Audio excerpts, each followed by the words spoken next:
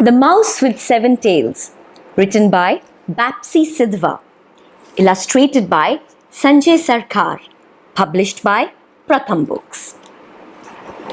Once upon a time, there was a happy little mouse with 7 tails.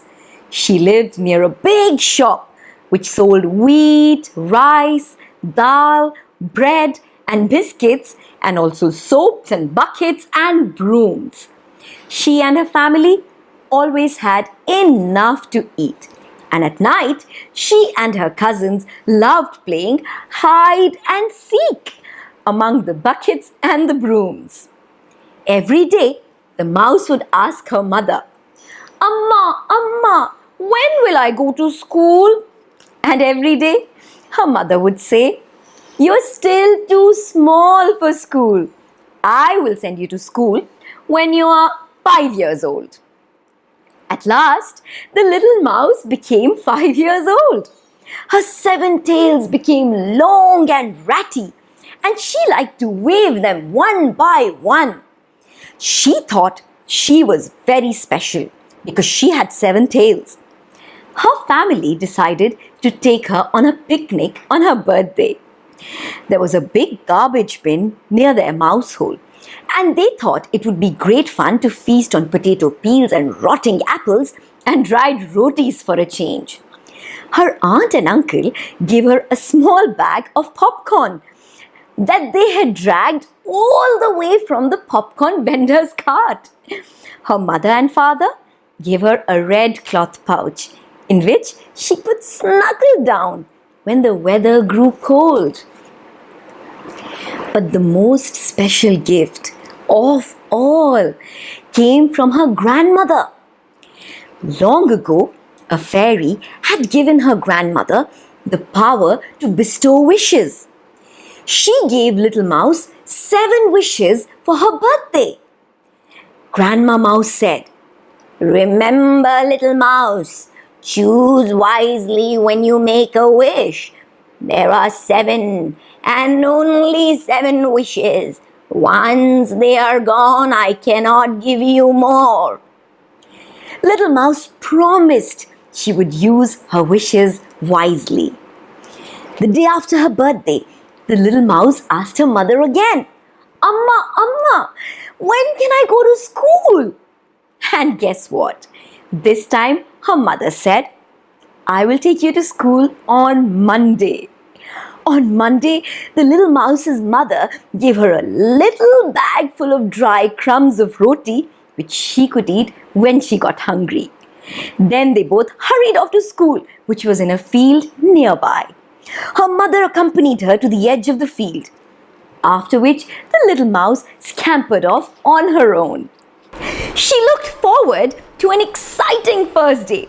She had heard from her cousins who would chatter and squeak all day long about how they had learned to take long jumps and burrow deep in the mud, gnaw their way through tough plastic and many other difficult tasks. The hardest lesson was learning how to steal food from mouse traps without getting caught. But when the little mouse came home, she looked very sad. Her mother said, What is the matter, little one? Why are you so sad? All the mice at school teased me, she said, crying. They said, Little mouse with 7 tails, silly mouse with 7 tails, what a funny little mouse you are. Suddenly, the little mouse stopped crying. She had an idea. She remembered her 7 wishes. I wish one of my tails would go away, she said. Immediately, one of her tails was gone. Now the other mice at school will not make fun of me, said little mouse. The next day, she went happily to school. But when she came home that day, little mouse was crying again. Amma, the little mice in school teased me. They said, Little mouse with 6 tails. Silly mouse with 6 tails. Oh, what a funny little creature you are. Then, little mouse remembered her wishes. I wish one of my tails would go away, she said. Immediately, another tail was gone, and little mouse had 5 tails now. Surely now, other mice will not make fun of me, she said.